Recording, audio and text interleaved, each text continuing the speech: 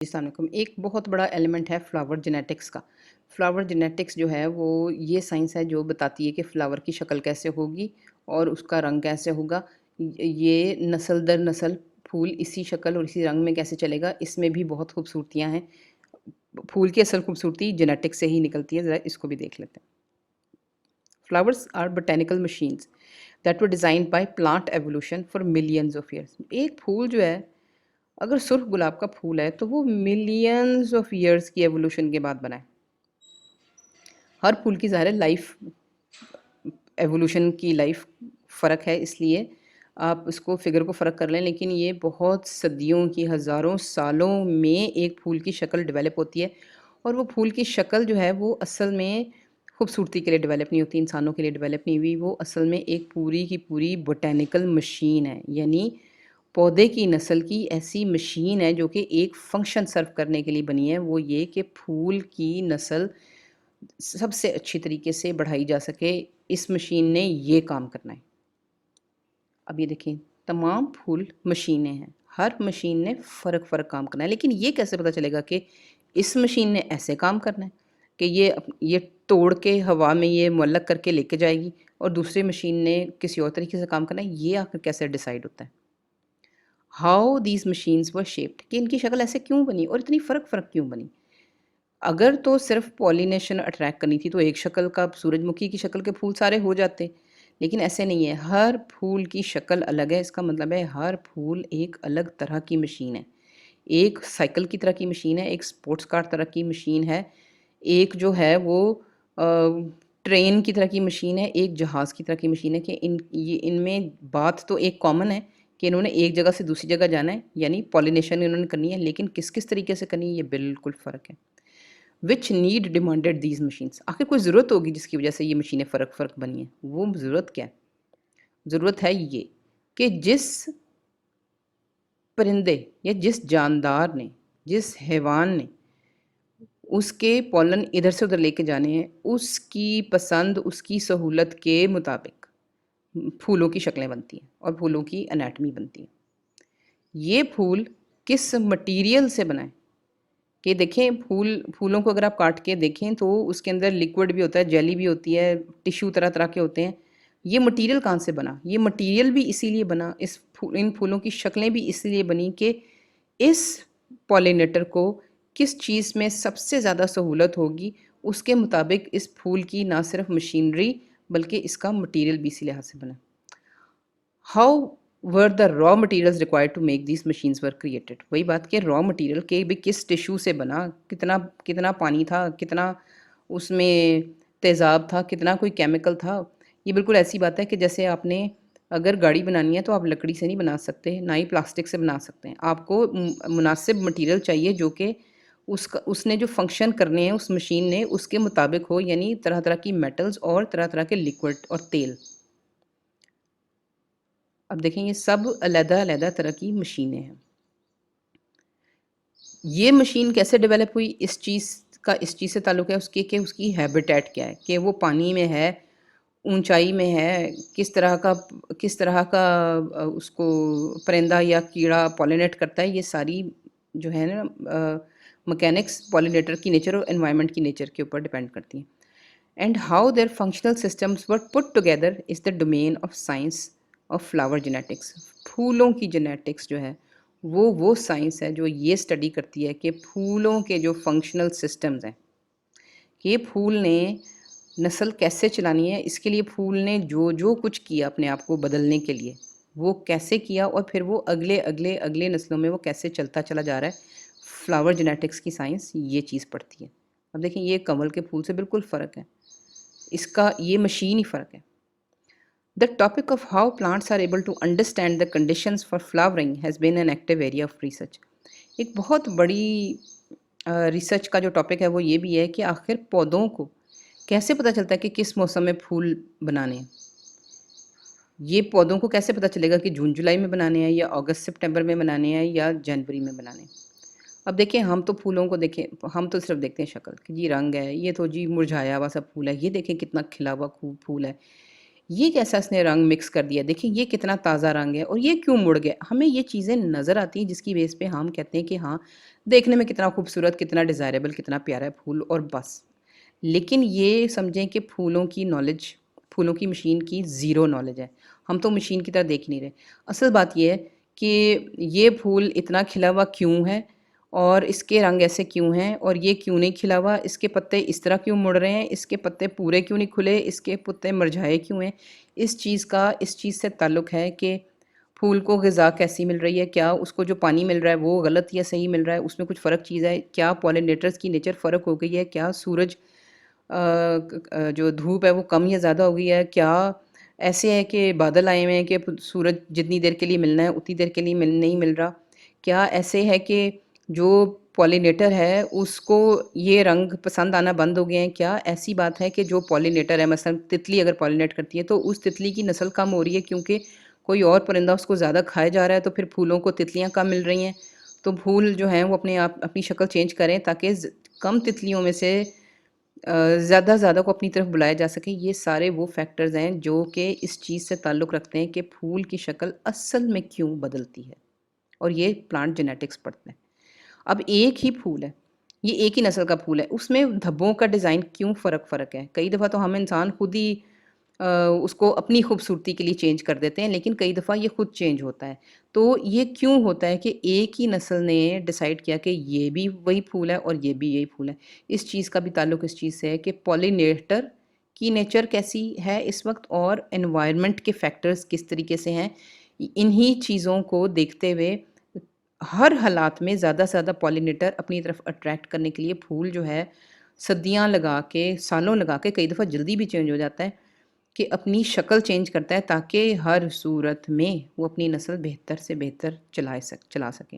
अब ये भी एक ही चीज़ है, लेकिन कैसे फूल ने डिसाइड किया कि उसने ये सुर्ख होना है, ये सुर्ख होना है, इस तरह का होना है, बिल्कुल ही कुछ नहीं अंदर अट्रैक्ट करना और बहुत ज़्यादा अट्रैक्ट करना है या उससे भी ज़्यादा अट्रैक्ट करना है। ये कैसे पता चला? ये सारी चीज़ें, एक तो नंबर 1 फ्लावर जेनेटिक्स स्टडी करती है, दूसरी ये एनवायरमेंटल फैक्टर्स डिसाइड करते हैं कि हर फूल जो है वो कैसी मशीन बनेगा, किन हालात में। How flowering of plants is controlled by sugars, by plant hormones, by qualities and quantities of sunlight. अब ये 3 चीज़ें जो कि हमें आराम से समझ आ सकती हैं। इसके अलावा भी बहुत सारी चीज़ें हैं जो कि ये बताती हैं कि फूल की शक्ल कैसी होगी। उनमें से एक चीज़ ये है कि शुगर्स कैसे कंट्रोल करती हैं। हर चीज़ में हमारे अंदर भी शुगर्स चल रही होती हैं, फूलों के अंदर भी यही है। अगर शुगर की नेचर चेंज हो जाए तो प्लांट की, फूलों की शक्ल जो है ना वो भी फ़र्क हो सकती है। इसके नुकसान भी होंगे, इसके फ़ायदे भी होंगे। बाय प्लांट हार्मोन्स, जैसे इंसानों में भी हार्मोन्स होते हैं कि कुछ हार्मोन्स अगर गलत तरीके से ज़्यादा रिलीज़ हो जाए तो हमारा कद एकदम बढ़ जाता है।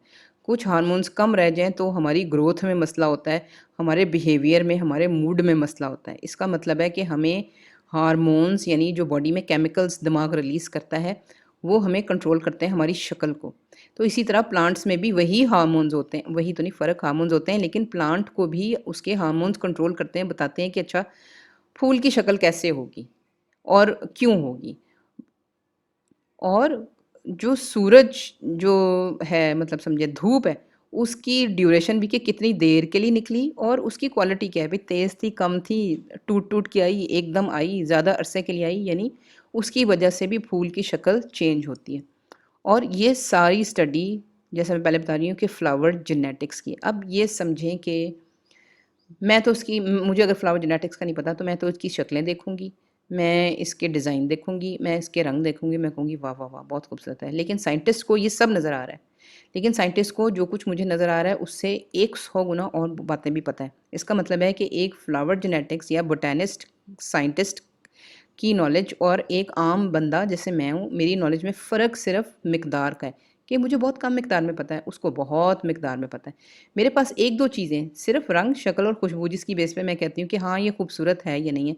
साइंटिस्ट के पास 100 चीज़ें जिसकी बेस पे वो कहते हैं अच्छा ये चीज़ इसमें इतनी ज़्यादा है, ये चीज़ इतनी कम है, ये कितना ज़बरदस्त फ़ंक्शन कर रहा है, ये कितना ज़बरदस्त फ़ंक्शन कर रहा है।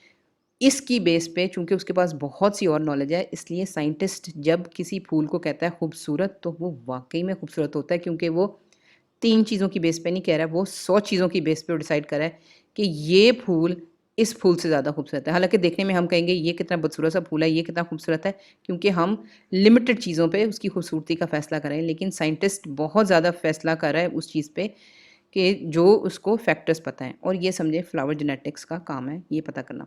अब साइंटिस्ट जो है वो 10,000 तरह की चीज़ें देखेगा, हम सिर्फ रंग देखेंगे और डिज़ाइन देखेंगे।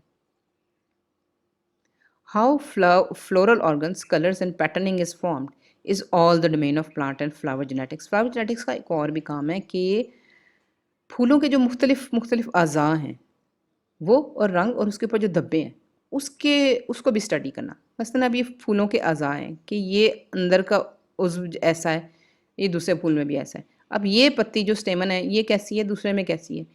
ये जो पेटल है एक में ऐसी है, दूसरे में कैसी है। बाहर वाली पेटल इसमें कैसी है, इसमें कैसी है, इसमें कितने रंग है, इसमें कितने रंग हैं। यानी ये जो समझें कि इसके अज़ा का भी तनासुब और शक्ल है, ये भी फ्लावर जेनेटिक्स देखती है। अब साइंटिस्ट जो फूल का साइंटिस्ट है उसको शक्ल से मतलब कम है, क्योंकि शक्ल उसको प्यारी लगी, ठीक है भाई एक चीज़ थी, उसने तो 100 चीज़ें देखनी है।